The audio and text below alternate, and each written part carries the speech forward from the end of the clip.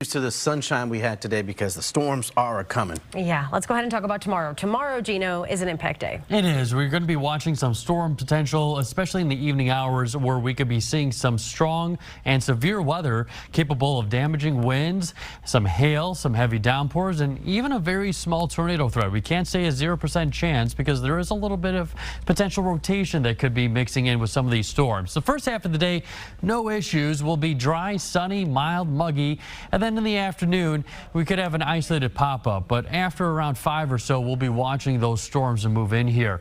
The system in question is starting to move across parts of the Midwest. We have already just to the north of us ongoing severe storms as we speak, even some flash flood warnings, all from these heavy thunderstorms that are rolling through the upper Midwest. And that's all from that system with a level 2 and 3 out of 5 just to the west of us. That system will be moving eastward with that cold front that's pushing through from that low pressure to right now, right over Nebraska, and that'll be shifting over into Wisconsin as we head into the day tomorrow. That will bring in those storm chances. So for tonight, clear skies. There might be a very small chance of a stray shower. Outside of that, partly cloudy skies. Tomorrow we'll wake up with a mixture of sun and clouds during the morning hours. And then as we head into the afternoon, we'll be watching this cluster developing off towards the west and pushing eastward as we head into the afternoon and early evening.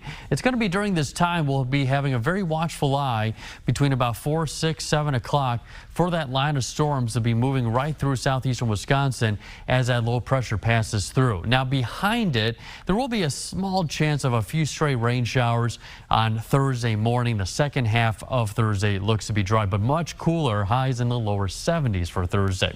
So let's take a closer look once again. A straight chance of a pop-up shower overnight, otherwise partly cloudy skies. Tomorrow we wake up with mostly sunny to partly cloudy conditions. Clouds will start to build in here as we head into the afternoon, watching those lines of storms rolling in from the west and pushing eastward. This is 4 o'clock, starting to see potentially by the time around western Jefferson, Dodge County. And then this line, when we see something like this seems to be more favorable for some strong winds and maybe right along the leading edge, potentially some rotation as well. Some isolated storms could also have some hail associated with them.